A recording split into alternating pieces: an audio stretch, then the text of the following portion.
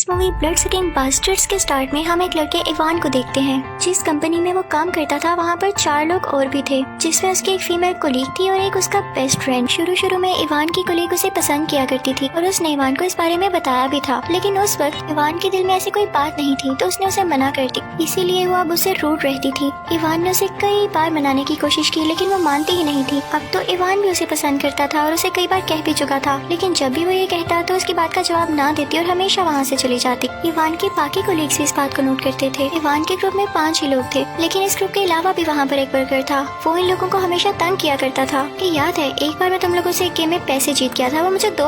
असल में इवान के बेस्ट फ्रेंड के अलावा जो 2 कोलीग्स थे उन्होंने इसके पैसे देने थे, लेकिन वो बहुत लेजी थे और आज तक उसके पैसे अपने पास रख के बैठे हुए थे। तभी उनमें से एक कोलीग बाहर रिसेप्शन पर जाता है और रिसेप्शनिस्ट से मीठी मीठी बातें करने लगता है। वो चाहता था कि मुझसे दोस्ती कर ले, लेकिन वो उसे अच्छा नहीं समझती थी क्योंकि वो बहुत बड़ा फ्लर्टी इंसान था। तभी वहाँ पर इवान आ जाता है तो रिसेप्शनिस्ट का सारा ध्यान इवान की तरफ लग जाता है और यहाँ पर हमें फील होता है कि वो इवान को पसंद करती थी, लेकिन इवान उसकी तरफ देखता भी नहीं था क्योंकि वो अपनी कोलीग को जो पसंद करता था। अब उस कंपनी का बॉस वहाँ पर आता है और वो इवान से कहता है कि तुम जानते हो ना मैं अपनी कंपनी के लिए आज मैनेजर अनाउंस करूंगा। तो इवान कहता है कि जी मैं जानता हूँ। इवान बहुत एक्साइटेड था क्योंकि उसे लग रहा था कि वो ही मैनेजर बनेगा, क्योंकि वो बहुत पुराना भी था और बहुत ज्यादा हार्ड वर्किंग भी। वो तो यही चाहता था कि वो मैनेजर बने क्योंकि उसे कंपनी को अच्छे से चलाना भी आता था। अब वो सब लोग इकट्ठे होते हैं और बॉस का इंतजार करने लगते हैं कि कब वो मैनेजर का अनाउंस करे। इवान काफी खुश होता है और अब बॉस मैनेजर अनाउंस कर देता है, लेकिन उसका नाम सुनते ही इवान बौखला जाता है। उसे यकीन नहीं आता क्योंकि बॉस ने उसे मैनेजर नहीं बनाया बल्कि उसकी जगह एक नए वर्कर को मैनेजर बना दिया जिसका नाम मैक्स था। इवान मैक्स को अपने कॉलेज के दिनों से जानता था, वो उसे बिल्कुल पसंद नहीं करता था और अब तो ये हो गया, अब तो इन दोनों में क्लैश जरूर आएगा। इनफैक्ट जब इवान कॉलेज में था तो उसकी गर्लफ्रेंड ने मैक्स के साथ मिलकर उसे चीट किया और इस बात की वजह से मैक्स को कॉलेज से इंसल्ट करके निकाल दिया गया। इवान के दिल में बस यही बात थी कि इतने बुरे आदमी को क्यों मैनेजर बना दिया। दूसरी तरफ मैक्स तो हवाओं में था, उसे बहुत खुशी थी मैनेजर बनने की। वो सबसे मीठी मीठी बातें करने लगता है और कहता है कि मैं आपके लिए अच्छा मैनेजर साबित होऊंगा। वो सब लोगों के दिल में घर बना लेता है पहले दिन ही। इवान को इस बात का बहुत गुस्सा था और वो बेचारा गुस्सा करता भी क्यों ना। वो बॉस के पास जाता है और कहता है कि आपने सही फैसला नहीं लिया, आपने क्यों किया ऐसे। तो बॉस कहता है कि देखो इवान मैं जानता हूँ तुम कितने हार्ड वर्किंग हो और मेरे पास कितने अरसे से काम कर रहे हो, लेकिन देखो मुझे कैपेबिलिटी भी तो देखनी है ना। वो बेशक नया है लेकिन वो जानता है कि कंपनी को कैसे चलाना है। बॉस कहता है कि बस तुम अपने काम पे ध्यान दो।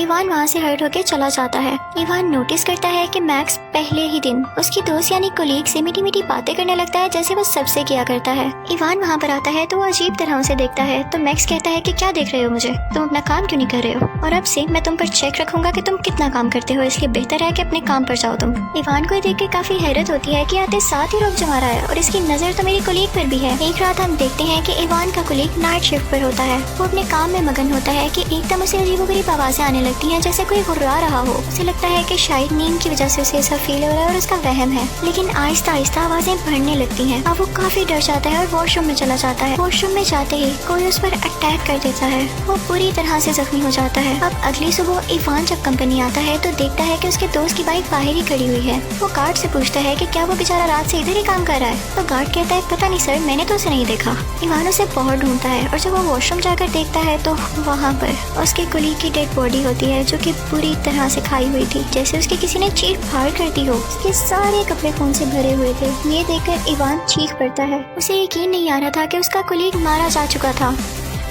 वो भागता भागता अपने बॉस के पास जाता है और कहता है कि देखें ये क्या हो गया है। सब लोग इकट्ठे हो जाते हैं और इवान के साथ वहाँ पर जाते हैं, लेकिन वो लोग देखते हैं कि वॉशरूम में किसी की डेड बॉडी है ही नहीं। इवान सर पकड़ कर रह जाता है तो उसका बॉस उसे कहता है कि वजह और कोई नहीं, तुम्हारा दिमाग इस वक्त कहीं और लगा हुआ है कि तुम्हें मैनेजर क्यों नहीं बनाया, इसलिए तुम्हें अजीब अजीब ख्यालात आ रहे हैं। मैक्स कहता है कि सब छोड़ो, हम खुद देख लेंगे कि तुम्हारा कोलीग आज क्यों नहीं आया, तुम बस अपने काम पर ध्यान दो। वो उसे पागल कहते हुए वहाँ से चले जाते हैं। इवान शॉक रह जाता है और वॉशरूम में ही खड़ा होता है। गार्ड जब जमीन पर देखता है तो वो बताता है कि देखें यहाँ पर अभी भी खून है, आप सच कह रहे थे, ऐसे लग रहा है जैसे किसी ने उसकी बॉडी गायब कर दी है। अब हम देखते हैं कि इवान का बेस्ट फ्रेंड और उसका कोलीग आपस में गेम्स खेल रहे होते हैं। तभी वहाँ पर फिर से वही वर्कर आता है जो कि उनसे पैसे मांगता था। वो कहता है कि मेरे पैसे लौटा दो। अब उनकी ये बातें मैक्स यानी मैनेजर सुन लेता है। वो उस वर्कर को अपने ऑफिस में बुलाता है कि बोलो क्या बात है। उसके बाद हम नहीं देखते कि उनमें क्या बात हुई। उसी दौरान इवान भी अपनी फीमेल कोलीग से कह रहा होता है कि क्या तुम भी मेरी बात पर यकीन नहीं करोगी। तो वो कहती है तुम यकीन के काबिल हो। इवान इवान वहाँ से भी हर्ट होकर बाहर आ जाता है। उस वक्त वो वर्कर भी मैनेजर के ऑफिस से बाहर आ रहा होता है। उसका रंग सफेद पड़ा हुआ था और वो काफी हॉरिफाइंग लग रहा था, डरावना लग रहा था, जैसे उसमें खून का एक कतरा भी नहीं। वो बड़े अजीब से अंदाज में दोनों से कहता है कि मेरे पैसे आज तुम्हें लौटाने होंगे, अगर ना लौटाए तो शाम तक अपना हाल खुद देख लेना। और ये कह के वो वहाँ से चला जाता है। वो तीनों काफी हैरान हो जाते हैं क्योंकि उस वर्कर में इतना कॉन्फिडेंस था ही नहीं कि वो इस तरह से बात करे। खैर वो इस बात को इग्नोर कर देते हैं। इवान उस रिसेप्शनिस्ट को कॉल करता है कि क्या तुम बेसमेंट में जा सकती हो, मुझे वहाँ से कुछ जरूरी फाइल्स चाहिए। वो बहुत खुश होती है कि इवान ने मुझसे बात की, लेकिन बेसमेंट में उस पर कोई अटैक कर देता है। फिर हम इवान की बेस्ट फ्रेंड और उसकी फीमेल कोलीग को देखते हैं जो कि लंच कर रही होती है। इवान का बेस्ट फ्रेंड उससे कहता है कि आप छोड़ भी दो गुस्सा, इवान इतना भी बुरा नहीं है। तो वो कहती है मुझे इससे कोई फर्क नहीं पड़ता कि वो अच्छा है या बुरा, मैं बस इतना जानती हूँ कि वो पागल है और स्टूपिड है। पीछे से इवान भी आ जाता है और ये सब सुन लेता है। उसे देख के उसकी फीमेल कोलीग वहाँ से चली जाती है। वो वहाँ से गुस्से से निकल जाती है और जाते हुए से वो रिसेप्शनिस्ट नजर आती है। उसका रंग भी अब काफी सफेद हो चुका था, लेकिन उसने लिपस्टिक लगाकर खुद को कवर करने की कोशिश की थी। वो अजीबोगरीब हरकतें करने लगती है, लेकिन वो फीमेल कोलीग उसे इग्नोर करते हुए वहाँ से निकल आती है। दूसरी तरफ हम इवान और उसकी बेस्ट फ्रेंड को बातें करते हुए पाते हैं। वहाँ पर वो वर्कर भी आ जाता है जिसके इन्होंने पैसे देने थे, यानी इवान के दोनों कोलीग्स ने। वो उसके साथ बोर्ड पर जोर से एक चाकू मारता है और कहता है कि देख लो टाइम निकला जा रहा है। इवान का बेस्ट फ्रेंड काफी डर जाता है कि कहीं ये मुझे मार ही ना डाले। वो इवान से कहता है कि फिलहाल अभी के लिए तुम इसे $20 दे दो, मैं तुम्हें बाद में लौटा दूंगा प्लीज। रात को इवान और उसका कोलीग दोस्त ऑफिस ही रुके होते हैं क्योंकि उन्हें बहुत सारा काम था। इवान अपने दोस्त से कहता है कि क्या तुम बेसमेंट में जा सकते हो, मुझे वही फाइल्स चाहिए, अभी तक नहीं मिली। जैसे ही वो जाता है इवान खुद मैक्स के ऑफिस में चला जाता है। इवान जब मैक्स के ऑफिस में जाता है तो देखता है कि उसके दोस्त की पिक्चर को हाईलाइट किया गया है, सर्कल किया गया है, जैसे इसके पीछे मैक्स का कोई इंटेंशन हो कि उसे मारना चाहता है। और यही नहीं, बॉस की पिक्चर पर भी उसने हाईलाइट किया हुआ था। दूसरी तरफ बेसमेंट में उस कोलीग को वही रिसेप्शनिस्ट मिलती है जो कि उसे अपनी तरफ अट्रैक्ट करती है, लेकिन इसी दौरान उसकी शक्ल खौफनाक हो जाती है और वो उसकी गर्दन पर काट लेती है। इवान को पता चल चुका था कि मैक्स असल में है कौन, वो था एक वेम्पायर और वो बाकी सबको भी अपने जैसा बना रहा था। उसे देख के काफी गुस्सा आता है और वो बाहर निकल आता है तो देखता है कि उसका कोलीग जख्मी है। वो उसे कहता है कि तुम यहाँ से चले जाओ। उस दौरान ऐसे लग रहा था जैसे कोई और भी वहाँ पर आ रहा है, तो इवान खुद को एक रूम में लॉक कर लेता है और इसी के साथ कोई रूम का दरवाजा जोर जोर से नॉक करने लगता है, पीटने लगता है। इवान वहाँ पर डर के छुप जाता है और उसकी आंख लग जाती है। अगली सुबह बॉस, मैनेजर और उसका बेस्ट फ्रेंड वहाँ पर आते हैं और जब बॉस ये देखता है कि ये सो रहा है तो वो इवान से कहता है कि बहुत हो गया, मैं तुम्हें नौकरी से निकाल रहा हूँ। तो मैनेजर यानी मैक्स बॉस से कहता है कि कुछ नहीं होता, इसे एक और चांस दे दे हैं तो ये अच्छा वर्क करना। इवान काफी डरा हुआ था। वो बॉस से कहता है कि मेरा कोलीग भी मर चुका है, यकीन नहीं आता तो देख लेना वो भी आज नहीं आएगा। लेकिन ये क्या, वहाँ पर तो वो कोलीग आ जाता है। तो बॉस एक टॉन्टिंग वे में हंसता है और उससे कहता है कि तुम वाकई पागल हो चुके हो, तुम्हें सिर्फ अपने काम पर ध्यान देना है और आइंदा मैं तुम्हारे मुँह से बात ना सुनूं कि ये मर गया है वो मर गया है। इवान अपने बेस्ट फ्रेंड के पास आता है और कहता है कि तुम्हें भी मेरी बात पर यकीन नहीं है, मैं झूठ नहीं बोल रहा। तो उसका बेस्ट फ्रेंड उसे तसल्ली देता है और कहता है कि मेरे दोस्त मुझे यकीन है क्योंकि मैं अपनी आंखों से ये देख चुका हूँ, मेरे साथ हमारी कंपनी का कार्ड भी था, वो भी इस बात का गवाह है कि मैक्स ने एक लड़की को काट कर उसे वेम्पायर बना दिया था। अब वो तीनों एक ग्रुप में हो जाते हैं, एक साथ मिल जाते हैं। वो अपनी गाड़ी में जाते हैं ताकि कुछ वेपन्स यानी हथियार लेकर आ सकें और तभी वहाँ पर कंपनी का चौकीदार यानी पीएन उन पर अटैक करने लगता है क्योंकि वो भी वेम्पायर बन चुका था, लेकिन वो लोग उसे स्टैब करके मार देते हैं। वो तीनों मिलकर कंपनी के अंदर जाते हैं और कहते हैं कि हम बॉस को बता देंगे कि बहुत हुआ, मैक्स असल में वेम्पायर है और क्या क्या कर रहा है। अंदर जाते हैं तो कंपनी के सारे वर्कर्स वेम्पायर बने होते हैं और उन पर अटैक करने लगते हैं, लेकिन वो तीनों बचते बचाते बॉस के ऑफिस में चले जाते हैं। वो उसे मैक्स के बारे में सब कुछ बता देते हैं, वो उसे सब बातें बताते हैं जिससे वो यकीन कर सके,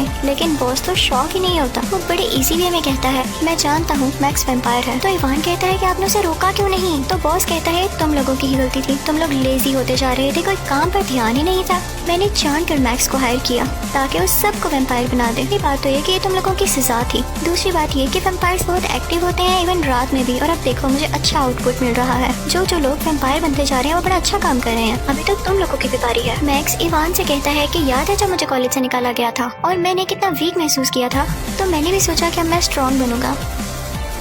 मैंने वेम्पायर बनने के तरीके जाने और साथ ही साथ बिजनेस भी सीखा। मैंने बहुत मेहनत की और अब देखो मैं कहाँ हूँ और मेरे अंडर जितने भी लोग काम कर रहे हैं तुमसे ज्यादा मेहनती होते जा रहे हैं। इवान उसे इग्नोर कर देता है और बॉस से कहता है कि आपको समझ नहीं आ रही है, ये आपको भी मार देगा, ये आपकी जगह लेना चाहता है और आपकी जगह बॉस बनना चाहता है ताकि इस कंपनी को ये खुद चलाए। ये सुनकर बॉस की आंखें खुल जाती हैं और वो मैक्स से कहता है कि क्या तुम यही चाहते थे? मैक्स उसके पास जाता है और उसकी गर्दन तोड़ देता है जिससे बॉस मर जाता है और सबका शक अब दूर हो चुका था कि मैक्स अब वाकई ही बुरा आदमी है और वो जो चाहता था उसने कर दिया। इवान की फीमेल कुलीग काफी डरी होती है तो वो इवान लोगों की टीम में ही आ जाती है। सब वेम्पायर्स उन पर मिलकर अटैक करने लगते हैं। मैक्स दूर खड़ा ये देख रहा होता है और ये तमाशा एंजॉय कर रहा होता है। दूसरी तरफ इवान की टीम भी मुसलसल वेम्पायर्स का मुकाबला कर रही होती है। वो पूरी मेहनत से एक एक करके सब वेम्पायर्स को मार देते हैं। यहाँ पर हमें ये भी अंदाजा होता है कि इंसान सबसे अच्छी और पावरफुल क्रिएचर है, उनकी जगह कोई नहीं ले सकता। अगर वो हार्ड वर्किंग और कंसिस्टेंट हो यानी दिल से अपना काम करें तो वो सबसे आगे निकल सकते हैं।